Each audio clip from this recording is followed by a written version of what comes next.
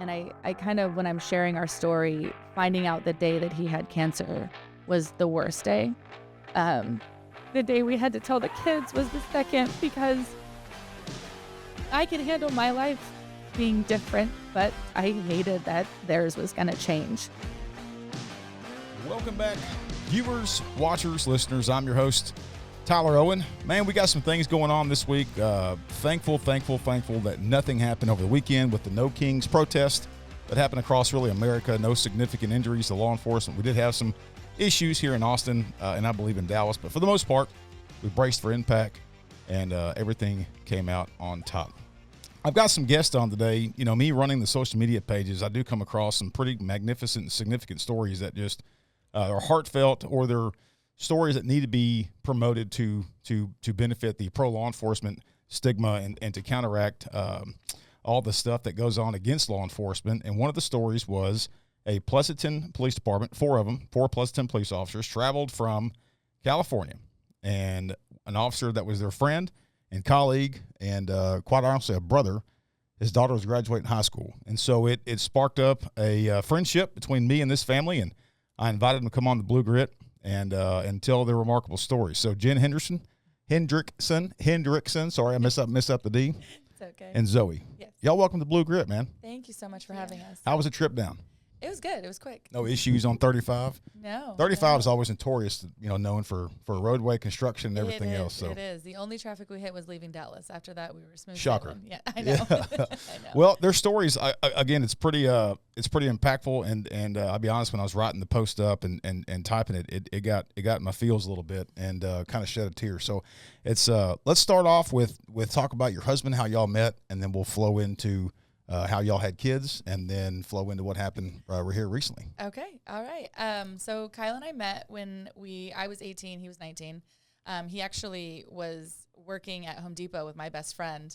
And on the day of their orientation, she came to my house and she was like, "Hey, there's this really cute guy. I think he went to your high school. Let's pull him up in your yearbook." And so we did. And I was like, "Oh yeah, he looks familiar." A couple months later, she invited him over to her house. We hung out that night, and kind of, I guess the rest is history. We dated for about a year. I was supposed to move. My family moved to Texas back in 2003, and I was supposed to move with them. And the month before I was supposed to move, he proposed. And so I stayed. Right the tracks. He was like, "You're not going anywhere." So I stayed. About a year after that, we were married. We were very young. I got married. I was 20. He was 21. Shortly after we got married, when I met him, he was going to school. He wanted to be a history professor. No mention of law enforcement. No mention of law enforcement. No family. I think he had a cousin that was a sheriff's deputy down in Southern California, or maybe CHP. But no family, no direct family correlation. And so, about maybe, I don't know, we were married maybe 6 months. He comes home and he said, "Hey, I think I want to be a cop." And I was like, "What? No, you're going to be a teacher." And he said, "No, I think I want to be a cop." And I struggled with it. I think my exact words were, "No, I don't want to be a widow." And he said, No, it's not, it's not like that. I've been looking into it. I really want to do it. And he was the kind of guy that when he decided something, that was it. He was going to do it. And so he started the process. He got hired on with Alameda County Sheriff's Office. And the way as far as I know, they still do it that way. You get hired on, and then they put you through their academy, their 6-month academy. Yeah. So now, for the listener or viewer, explain where that is in relation to the major cities in California. So Alameda County is the Bay Area, okay. The Bay Area of California. So Northern California, but kind of outside of San Francisco, okay. Oakland, like that area. Probably beautiful country. It is, yeah. Beautiful landscape, yes. And so, so he got hired on with the Sheriff's Department, went through the academy. He graduated the academy December 28th, and my mom passed away January 4th. Oh, wow. Right. And so we had no kids at that time. It was he and I. We were in a one-bedroom apartment. I was working in real estate. He was doing that. And so when that happened, I was the oldest of 6 kids, and my youngest adopted sister was 5 at the time. And so we flew out to Texas to handle all the affairs for my mom. And that first night, I rolled over and I looked at him and I said, I got to take Dust. I'm the oldest. And I said, you never signed up for this. I was a month from 22. He was 23. He was just starting his career. And he looked at me and he said, "No." He's like, "Let's go. I got it." And so we did. We instant family, brought her home, became parents, overnight. She was 5 at the time. And then that next year, we welcomed our first baby girl. She was born in December. And then 2 years later, we had our son. And we were and at that point, about 2 weeks after my son was born, he did a lateral transfer to Pleasanton PD from the sheriff's office. I think it was like 2 weeks, we were at his pinning ceremony for Pleasanton PD, and that's where he spent the rest of his career. He was there for almost 15 years. Talk about the culture of the California police departments, and because here in Texas, it is a very, very, very close-knit brotherhood. And that's what stuck out to me is this perception, I think, Texas cops of California, that it's so big that you're just a number, right? Yeah. There's huge departments that like Pleasanton probably is a 300 or 400 man. It's actually smaller than that. Is it? It is. I think at the time when he was working there, I think it was maybe 75 sworn. Okay. So it is smaller. ACSO, however, the sheriff's office was very large. Yeah. Yes, thousands. Probably, yes, thousands. Yes, yeah. And that's what's it's crazy to us to think about that, because typically we do have some agencies here in Texas that are sheriff's offices that are huge. Dallas County, Travis County, Harris County. But for the most part, your sheriff's office here in Texas, it's very, very small rural areas. California's a little bit different, and they've got different divisions, and the way the sheriff's offices are ran, who can run for sheriff and so forth, it's a lot different than here in Texas. But talk about the culture and the brotherhood there in California. So it was, it's hard to kind of put into words. Even with ACSO, because his guys at ACSO, after everything that happened, one of his guys that he worked with moved us to Texas, drove my U-Haul for me. So that was, even though it was a extremely large department, he's still in the divisions that he worked in, it was still a very, very close-knit community. Yeah. Pleasanton, however, I think because it was a smaller department, not all departments are, Pleasanton was just, a city, a little bit more affluent, a nicer city in the Bay Area, but a small department. Yeah. And they were all very close. He was on his last assignment. He did 4 years on motors, in the motors unit. And that was even, I want to say, maybe 4 or 6 guys, and then their sergeant and stuff like that. So very, very close. All the families, we would have our motors Christmas party every year, and all the wives would get together, and and then the PD would have their Christmas party, and they would do, they did the open house that they did where they invited the community to come out. Yeah. And they had, SWAT was out there doing their presentation, and then the K-9, and Kyle was out there with his motorcycle, and he would have, kids get to sit on the bike. And so I think because it was a smaller department, they were a very, very close, very close. So we talk about growing up. I've got 2 kids of my own, 1 daughter, 1 son, very similar to him. And talk about how it was growing up being a cop's kid. First of all, and I think it was more challenging for me because I worked I used to work in a city that we lived in at the time in East Texas. And so talk about the persona or the perception of your friends growing up, and the way, because dads typically that are cops, we see the worst in people. And sadly, we try to protect the ones we do love, our spouses and kiddos. And so talk about what the perspective was from your perspective, being your dad was a cop. He worked kind of far away from because he didn't work in the city that we lived in. So it was always very he left it at the door when he got home, and he was very good at being very present when he got home, because I know how demanding that job is. It was always just something that we knew that he went out and he did what he did, but when he got home, we knew that he was gonna be at home with us. He wasn't gonna be worried or angry or upset over something that happened at work. He was always with us. Was there a difference in seeing your dad out of uniform? It's almost like when the moment that you put the uniform on, not that it changes your you shouldn't change who you are when you put your uniform on, but there's a distinct difference in how you conduct yourself. Yeah. Was it weird seeing that sometimes, or weird seeing, did you ever see your dad in a call for service or a traffic stop and being, that's my dad? I never saw him personally. I never got to go, what are they called? Ride-alongs? Yeah, I never got to go on a ride-along with him, so I never saw that. But, when he was in uniform, because there would be some times where, before school, he'd be leaving at the same time as us. It was always kind of weird, because all of a sudden, it was oh, my dad is, this figure who's, you know, like enforcing the law. Like it was kind of weird to see the shift, but he was still like him. Yeah. So were you close to the other families within the other units? Did you grow up with other kids that y'all were kind of like this big, huge family, and you had kind of like your uncles? Yeah. So like the guys who came out for my graduation, one of them has 2 daughters who are like right around my age, so I always hung out with them. One of the guys from ACSO has a daughter who's exactly my age, who I would hang out with her, and like we were all, I don't know, it was like just a bunch of like uncles I had. It was great. Yeah. I bet it was. So he's at Pleasanton. Mm-hmm. Career's going good. Yep. Marriage is good. Family life's good. I mean, literally, it's Everything. the postcard moment of a police officer's life or life. Yeah. And what year did kind of things start to change? So, we were rolling. I was full blown in my career. Kids were busy. He was working. And then, so before he got sick, in 2015, his brother passed away very suddenly, and he had sole custody of his daughter, his 14-year-old daughter.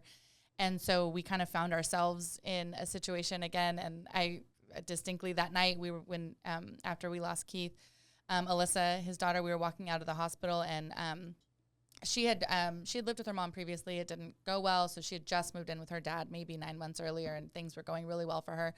And I remember her looking at me, and she said, "Do I have to go back to my mom's now?" And I said, "Not tonight. We're not. We're gonna come. You're gonna come home with us tonight." And so we went home, and it was like deja vu. I looked at him and I said, and he said, "I know." And I said, "Okay." And so then we, with the help of his parents and his sister, we took guardianship of Alyssa. So then we went from our family of 3 kids to a family of 4, and we're kind of going through that transition. And then in 2018, he was not the type of guy to go to the doctor. He never goes to the doctor. I think he went to the doctor one time. It was in 2016, and we joked about it because I would joke that he would get sick, and I'm like, "Oh, you have the man flu, like you're kind of being a baby or whatever." And he was sick, and he's like, "I think there's something." And he went to the doctor, and he had pneumonia, and I was like, "Okay, I feel really bad. Like you are actually sick." And so, but that was the kind, like he didn't go unless he needed to, and so. The year of 2018, he had gone to the doctor a couple times because he was having this like weird stomach ache, and he would describe it as like if you had a rock in your shoe. Like it's annoying, you can feel it, but you can't. It's not going to stop you from doing everyday things. Right. But he kept going, and he went to the doctor several times. They're like, "Nope, nothing wrong. It's reflux. It's this. It's that. It's there's nothing wrong." And so one night he came home from work, and I distinctly remember my kids had friends over. I had made a big thing of lasagna. We all were eating. He came home, ate a big dish of lasagna, and then went upstairs, and we were all hanging out kind of downstairs, and he texted me. He said, "My stomach is really hurting. I think I should go to the ER." And I'm like, "Okay, like this is serious." Yeah.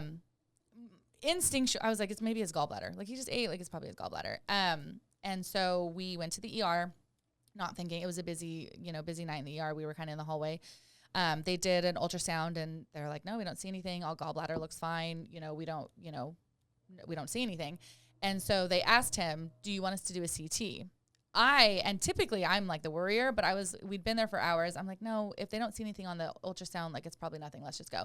And he's like, "No, this has been bothering me for a while. I want to figure it out. Let's go ahead and go for it."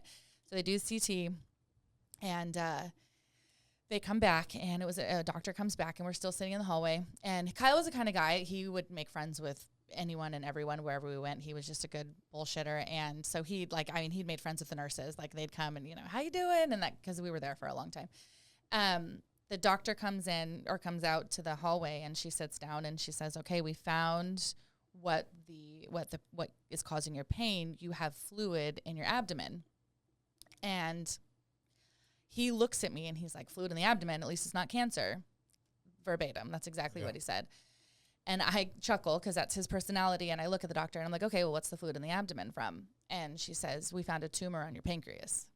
And that was the moment the world stopped turning. I looked at her, and I said, "A tumor?" I said, "Cancer?" And she said, "Most likely. We can't say for sure and without a biopsy."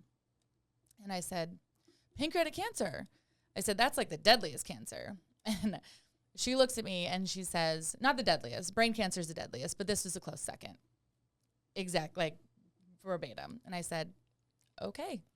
And so I lost it. I just, and he was just kind of like, he was 35 years old. And so we sat down and, they said, you need to go get a biopsy right away.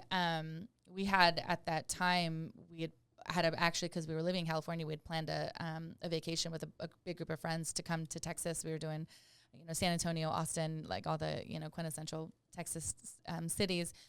And so we went home and he's like, maybe we should cancel the trip and, get this figured out. I said, okay.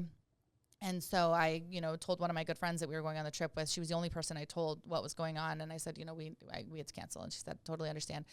The day of his biopsy, he was telling his doctor that was doing the biopsy, he was supposed to go do this. And the doctor looked at him and he said, take the trip.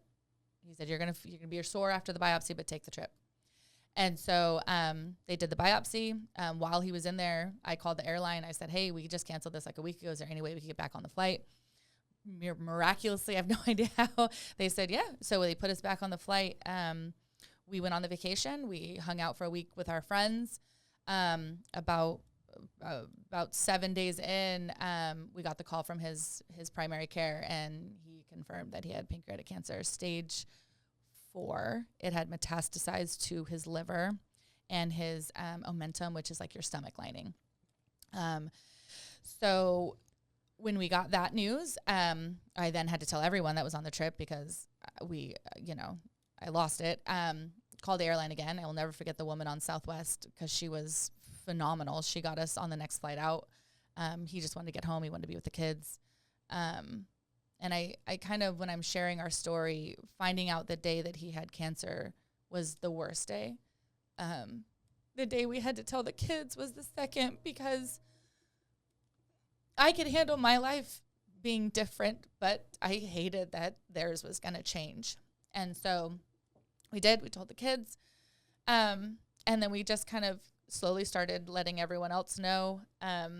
The fight really began with our insurance. I wanted him, I've been told that I can be a little tenacious, and I wanted him to be at like the top cancer center in the country. I mean, I was calling the Mayo Clinic. I was calling all of these, and everywhere that I called said, with that type of cancer and the treatment that it would require, it's better for him to be as close to family as possible. So not to move anywhere or anything like that. And one of my friends, her husband is actually an ACSO deputy. I was telling her what was going on, and she had a nurse oncologist friend that worked for Stanford, and said, hey, call this doctor. It was Dr. Fisher that works for Stanford Oncology. He's one of the top GI oncologists in the country. Get in with him. And so I called. I was able to get in as a cash paying patient just to be seen. He confirmed, and then he let us know that he was running a trial. It was very promising, immunotherapy, that sort of thing. So the reason we kind of went super public with our story was to help get the push to get off of our insurance and into a better, cancer treatment center. And at the 11th hour, in the state of California, cancer is considered a presumptive injury for police and fire. So literally at the last possible moment, workers' comp kicked in, and they said, okay, you can go. And they covered everything. Yeah, they started. That's pretty significant, because it's not like that here in Texas. Yeah. They covered all the treatments. We were off work for a year, and so because during the time when we were trying, we had his department did fundraisers, all these things, and so which ultimately ended up being such a blessing, because it covered the fact that we weren't working for a year, and and so but yeah, they ended up covering the treatments, and we were able to. He was being treated at Stanford. And so he never had to technically go back to work on light duty, nothing like that. It was just focused on your health. So he went out on, in California it's called 4850. I don't know if that's what it's. I think it's the FMLA here. Okay, so so he went out on, it's just on injury basically.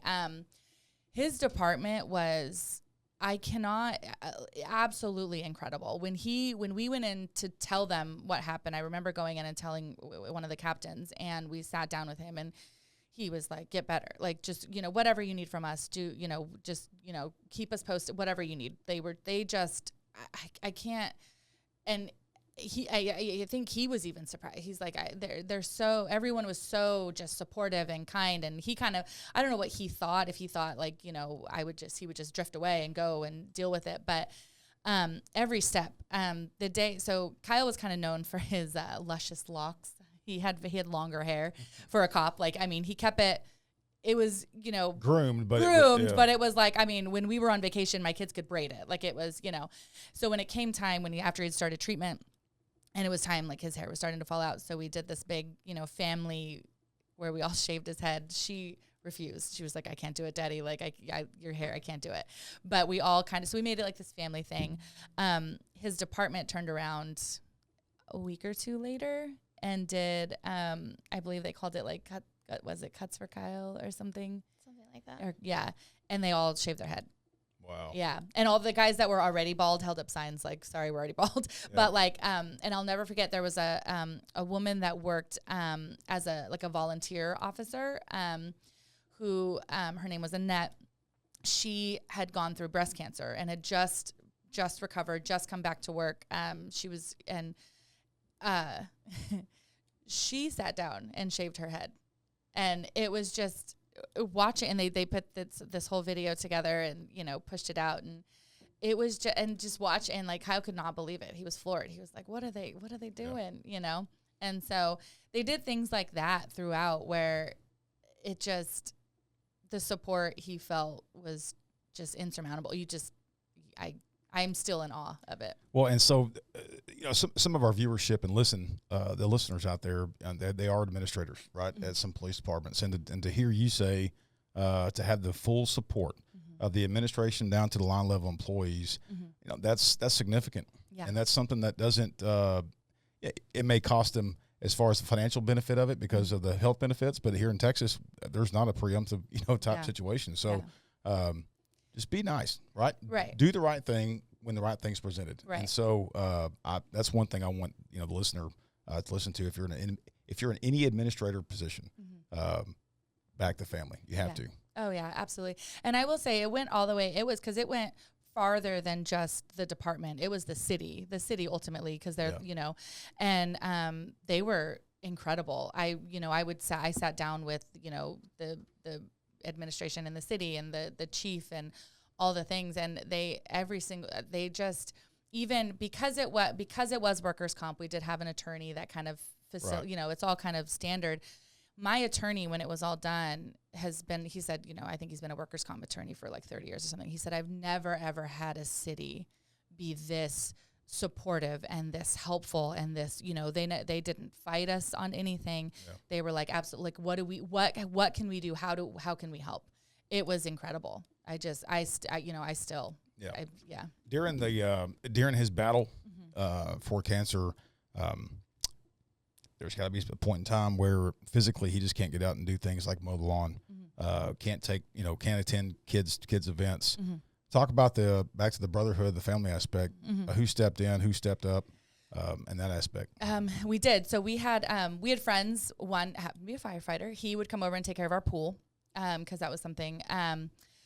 With Kyle's treatment being so we lived in the Central Valley, and his treatment was in the Bay Area. So we would be driving at least 2 hours every day. He would go for his infusion, but that would last hours. He would ultimately get sick. It was awful. And then we drive hours home. He and I had decided that when he was first diagnosed, we would do everything in our power to keep the kids' lives as normal as possible. We didn't want to pull them out of their sports. We wanted all their school activities to still go on, all the things. And so my two oldest daughters were quintessential in that. They kept the house running as if I were there, even though I wasn't. Everything was clean. There was a meal train. So anytime we were gone for treatment, the kids were fed. My business partner at the time, every time, the kids loved it.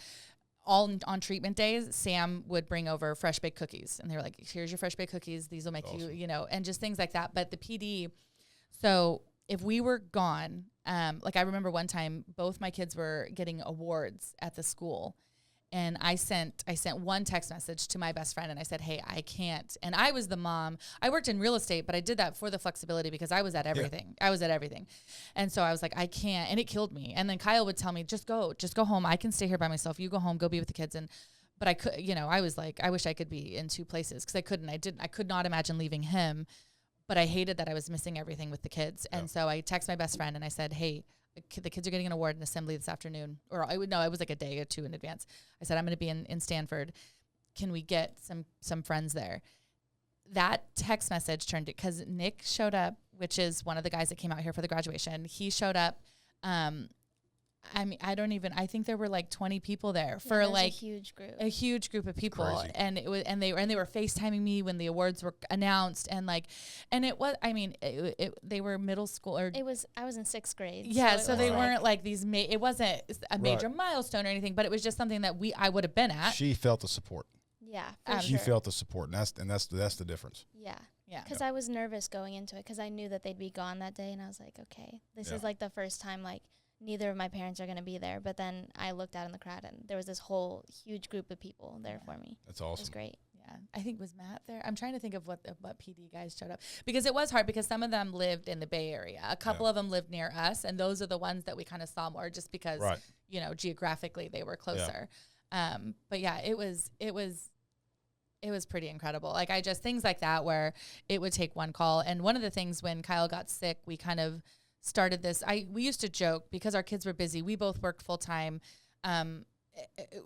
It takes a village to raise a 100%. Family, you know. And so when he got sick, that became kind of our slogan. It was Kyle's Village, who can show up. And Kyle's Village was massive, like way bigger than any of us. And we kind of had that hashtag. It was like Kyle's Village and then Live Like Kyle, because up until the very end, he still was, because there was a point where he did go back to work. He was still, I wouldn't say he was like technically back. He never went back like on full duty, but he would go back and hang out in the detective bay, and he would, you know, help with, you know, administration stuff. Cause his whole life is he had worked, and he had gone out of and done all the things. And I was grateful, cause they kind of, you know, they're like, yeah, come in, sit, and we'll figure out something for you to do, just cause otherwise he was just kind of sitting at home, and there wasn't, but he kept going. Like there wasn't until the very, like, I mean, we took our last family vacation to Hawaii in, what was that, in March? April? I think it was March. I think it was spring break. Of 18? Mm-hmm. No, it was of 19. 19. Okay. Yeah. Yeah. And so, and we were in Hawaii, and we were, you know, snorkeling, and, you know, he really, until he couldn't physically do anything, he was doing everything. We had a trailer, we were camping. We still went camping. That was one of our favorite things to do as a family. Because he passed in October of 2019. And so, like, literally up until the end, he was still doing everything. Live life to your fullest, yeah. Literally. Mm-hmm. So his battle was for 2 years? One year. It was 1 Almost year. Exactly a year. 1 year, and he got diagnosed in October of 2018, and he passed in October of 2019. Leading up to his passing, and then days or weeks after, was there discussion or promises made to you by his close friends? And this is a pretty powerful statement, but it's also, it may hit home with you, is that your dad is not going to be there to walk you down the aisle. And I started processing this whenever I found this out, the story, and for those guys to come back and do what they did. Were there any promises made to you by his best friends? They always told us that they'd be there for the big things. So, like, when he passed away, they were like, we'll be there for your high school graduation. Like, we'll be there. And, like, we'll be there for these big events of your life. And, like, so far they have. Like, they've been there for everything. And, like, any big thing they were there for. And, like, even moving out here, they're still, like, supporting and, like, coming out and, like, showing up. Wow. Which is great. Well, even when we decided to move, because he passed in October of 2019. In January of 2020, I came out here. One of my best friends had moved out here, and I came out to visit. And I remember going to Target, and I walked in, and I was like, nobody knows me here. Nobody knows. No one's looking at me. No one's, like, are you okay? Like, you know. And I was like, because it was a very publicized death. Very, yes. Very, yes. We were very active in our community. Mm-hmm. I coached at our all-star cheer gym. Kyle helped coach baseball. So we were very active in the baseball community. We were very active in cheer. So we at one point were on the front page of our newspaper. Like, it was very public. But like my sisters did high school sports at the time. Like, yes. For everything. We were, yes. Like, at the elementary school and the high school, they were both very involved. And then you're at the junior high, so it's just kind of a compound. Everywhere we went. And when he was going through it, it was amazing. I loved it because we had support from friends and family, but also just strangers. Like, we would go to Target, and this woman stopped me once, and she's like, I just want you to know that we're praying for you. You know, I didn't even know her. After he passed, that became a little bit challenging, just because it would be the most mundane thing. Like I'd tell the kids, okay, I got to run to Target really quick. And I'd go to Target and I would just be doing, mom stuff. I'm grabbing milk, I'm doing the things. And then I would run into someone that knew, and I would get like, how are you? And then I'm like, oh, my husband just died. Like I'm, and so it was just, and then it was like that at school too. Like I knew everyone at my school knew what had happened. So like I knew, and like we were still young. Yeah. Constant reminder all the time. Yeah, we were young, but I knew all the other kids knew, and it was constantly coming up. Yeah. So when we decided to move out here, we start fresh. Told everybody, and they all, like, I remember, like I said, his buddy that he worked with at ACSO and his wife, they were both deputies. They're like, well, we'll drive your U-Haul. And I was like, Nick, you don't have to do that. He's like, yeah, of course. Tam and I will take a road trip with y'all. And then his Pleasanton buddies loaded my U-Haul for me. I didn't have to hire movers. Like they came over, and like all the guys that were here for the graduation plus some came, loaded up the U-Haul for us. Like it was just like things like that where they didn't, after we were here, I went back for her 16th birthday. We did a Sweet 16 in California. They all came to her birthday party. Like they just keep, and Nick, I kind of keep in contact with him the most. He's a lieutenant now. And like, I'm like, hey, what's going on at the department? Like they just make us still feel very much like we're a part of it. Yeah. Mm-hmm. Yeah. Well, so you're in Texas. Things are going good. Mm-hmm. Constantly kind of getting updates. Mm-hmm. Were you told by them that they were going to be there, or did they just kind of show up? So we knew. So they had always said, and it was one of those things like, and I don't know why, because they made promises, and they told me, and I know, and I now know too that they had conversations with Kyle. Yeah. When he was sick, I am an eternal optimist, and during his battle, there was no part of me that thought he would not make it. I was like, he's gonna kick this. We're gonna, He was what he would consider himself more of a realist, and so he was having conversations. He never told me. He was like, "No, babe, like we got this," but he was having conversations with people, and he, with his guys, and they had made him promises like, "We'll be there. We will make sure that everything is taken care of." And so, when each time one of those promises is fulfilled, I'm like, dang, they really it's one thing to, because I feel like when someone's sick, it's easy to say all that, well, you're going to, but they genuinely have, like, they've never wavered. Yeah. So I did when it was coming time to for her graduation, I talked to Nick and I was like, hey, or I think he brought it. He was like, hey, like, when's the graduation? And I was like, are you guys really going to come out here? And he's like, absolutely. 100%. Like we're, and I was like, okay. And so I remember when they first, because people know a Texas high school graduation, tickets are hard to come by. And so I was requesting extra tickets for the guys. And so I reached out to her principal and kind of told him the story. And he said, unfortunately, I have no control over tickets. I will do whatever I can. And so that was when I reached out to which I now know is the assistant chief of Flower Mound PD where we live. And I said, hey, do you have any insight? Who could I talk to about getting them tickets to the graduation?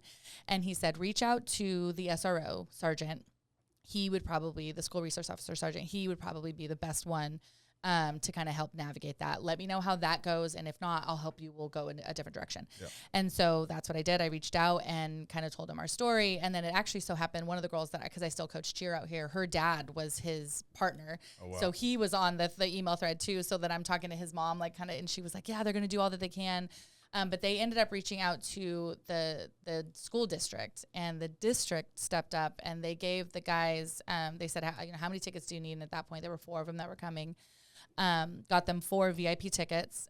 Because they came in full uniform as if they were on duty. Yeah. And so got them, they escorted them into the graduation. When Zoe got there, they told her, because how many kids were in your graduating class? 751. Yeah. There's a lot of kids. Yeah. And so they told her, they're like, when you get into the tunnel, you need to find someone that works here and tell them that you're Zoey Henricksen. And she was like, okay. Right. Yeah. And so, and you can, I like found them when I walked in, and they're like, okay, like we're going to go to the field now. And I was like, it's going to look like I'm getting arrested. These 4 guys in full uniform are pulling me like out of the hallways to the field. But we like went out and we had to take pictures in the middle of the field and then up by like the stage. So I got in like an individual picture with them like before I graduated. It was really nice. That's awesome. Yeah. They didn't escort you across whenever you were getting your diploma. They just did photos before and after. Yes, yeah. And so then they were sitting right by the edge of the stage. So, like, as I walked off, I saw them, and they were all cheering.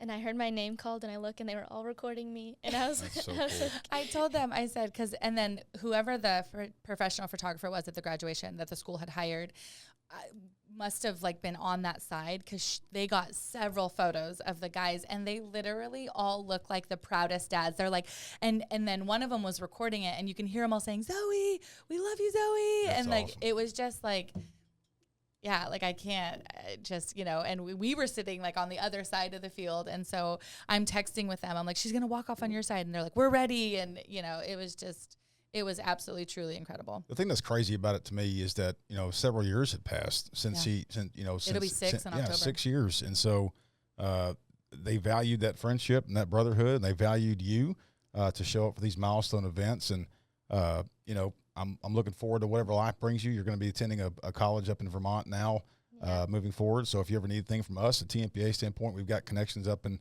that northeastern side of the United States. And so we're here for you. But man, what an incredible. We talk about the Blue Line. We talk about the family aspect of law enforcement, and sadly, sometimes a little bit of that's diminished over the years. I think that his age group and a little bit older still values that a lot. This younger generation is getting better, but it's not as strong as when I started. Yeah. And so to see his colleagues come through on something they promised is absolutely incredible. It was wild. And Pleasanton PD showed up, like I said, in ways that we never, could have imagined.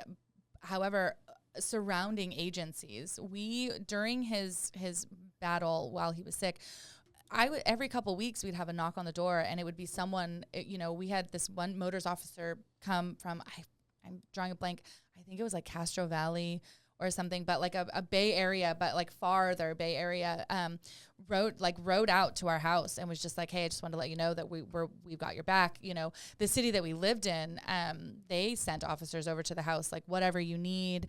And I felt this, everyone talked about the Blue Line, and you'd feel it, like we'd go to all the, but I think like being in that situation and really seeing them show up, before, I think it was like the day before he passed, I want to say they had planned a motors parade, and they had several agencies that he had worked with, because the Bay Area is like, there's a lot of different agencies. They would all work together. So all the guys that he had worked together on motors drove in a parade, from the Bay Area to our house. And his partner, Matt, so Pleasanton was part of it. His partner, Matt, rode his bike and brought it to the house.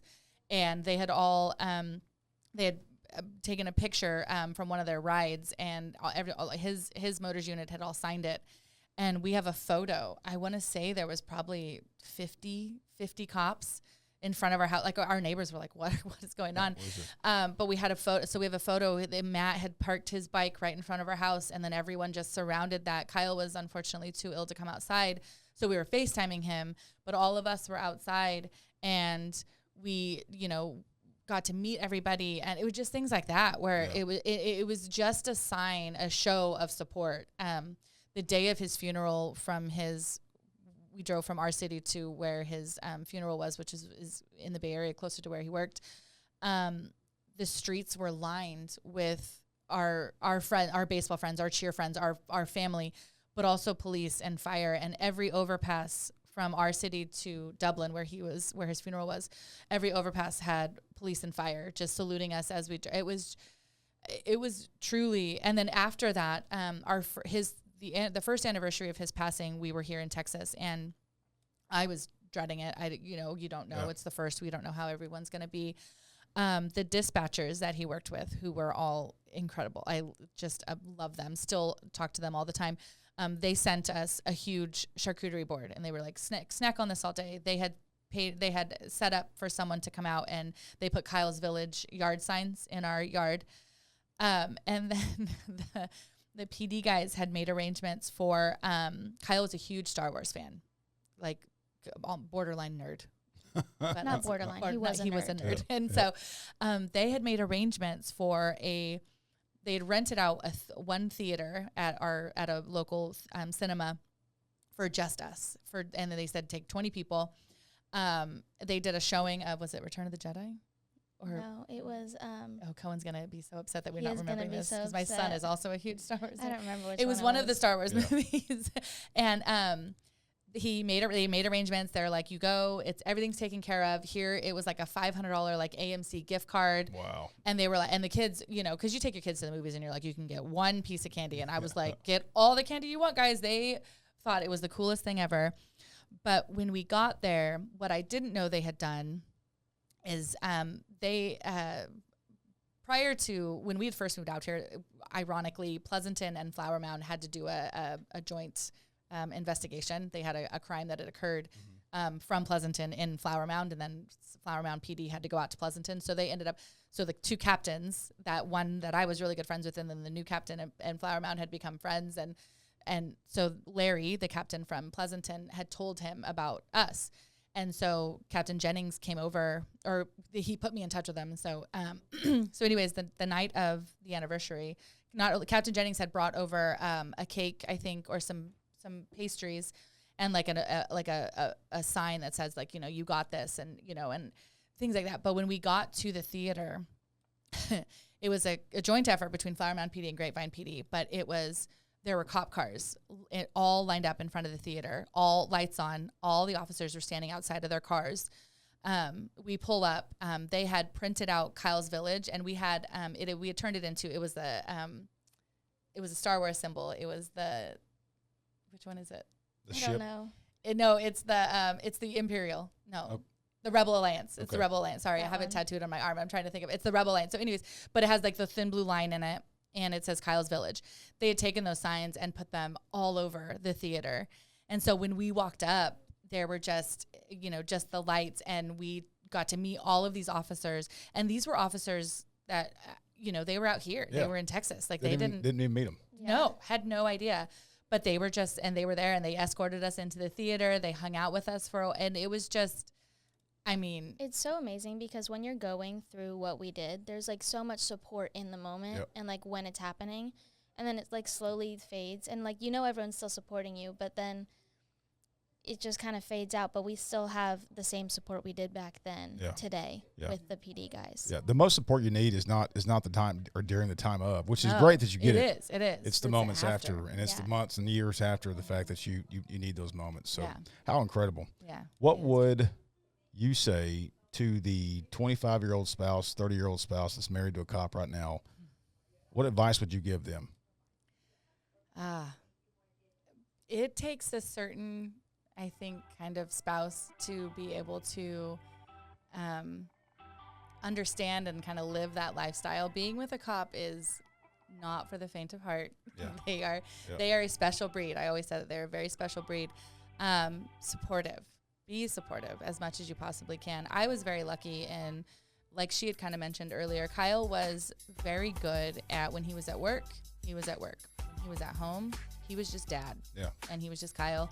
And most people, when they met him off duty, a cop would have been the last thing that they would have guessed that that's what he did for a living. It's just that's how he was.